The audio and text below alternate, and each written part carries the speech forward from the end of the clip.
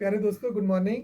आज मैं डॉक्टर जितेंद्र शर्मा बच्चों वाले एडवामेड हॉस्पिटल जीरकपुर से आपके साथ हमारे बहादुर अयान की कहानी साझा करना चाहता हूँ।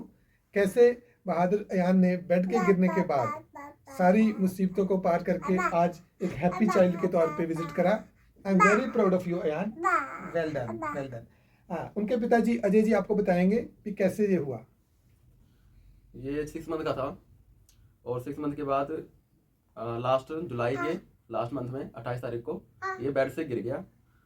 एक्चुअली इसका बेड के गिरने का रीज़न ये था कि ये रोलिंग ज़्यादा करता था, ये पलटना वगैरह काफ़ी ज़्यादा करता था। तो जैसे ही ये बेड से गिरा तो इसके सर पे चोट लगी, अंदरूनी चोट, जिसकी वजह से ये सुस्त रहने लग गया। और सुस्त रहने की वजह से ये खाना पीना थोड़ा सा डाउन कर दिया, इसने खाना पीना कम कर दिया। तो मैं इनको तुरंत डॉक्टर पे लेके आया, जितेंद्र डॉक्टर के पास। तो डॉक्टर साहब ने रेकमेंड किया कि इसका सीटी स्कैन कराओ और उसके बाद फिर दिखाओ आकर।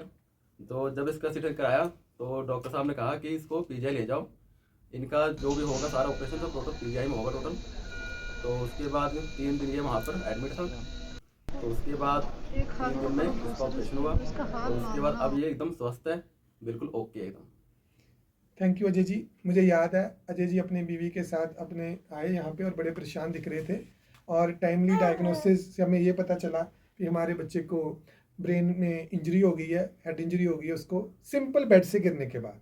तो प्यारे दोस्तों, ये जो दुर्घटना घटी जब बच्चा 6 महीने का था तब घटी, क्योंकि 3 से 6 महीने के बीच के बच्चे जब रोलिंग करना सीख जाते हैं, जैसे अजय जी ने खुद बताया कि अयान उन दिनों बहुत ज़्यादा रोलिंग कर रहा था बेड पे, तो वो बेड से नीचे गिर गया। और सिंपली 1.5-2 फुट का बेड होता है, उतने गिरने के बाद बहुत से बच्चे गिर के आते हैं ओपीडी में और बहुत कम बच्चों को इंजरीज लगती हैं।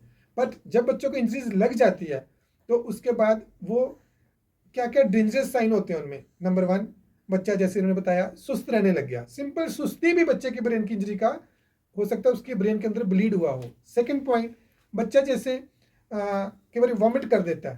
थर्ड पॉइंट, बच्चा कई बार बच्चे को दौरे पड़ जाते हैं। फोर्थ पॉइंट, बच्चे के नाक से, मुंह से, कान से कई बार ब्लीडिंग होनी शुरू हो जाती है।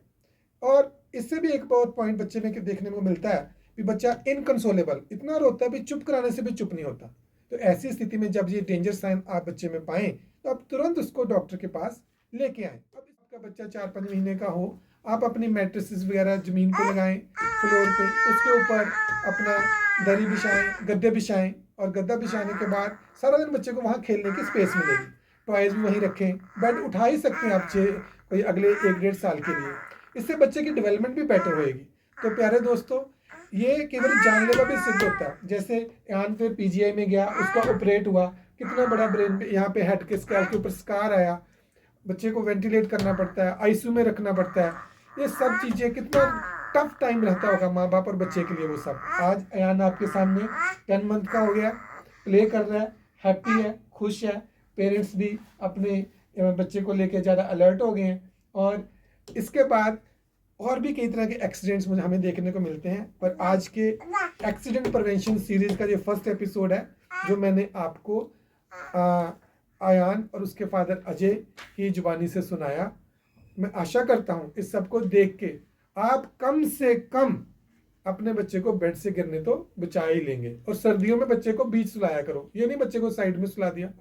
और सेकेंडली, बेस्ट ये भी बेड जमीन पे लगाओ और उसके ऊपर ही गद्दे वगैरह प्रॉपर जैसे मैट्रेस वगैरह लगा के अच्छे से तो प्रिवेंट करो इंजरीज को। पर ये भी ध्यान रखना है, अगर ज़मीन पे लग गया बेड तो बाथरूम का दरवाजा भी लॉक रखना, भी बाथरूम में जाके ना गिर जाए टब के अंदर।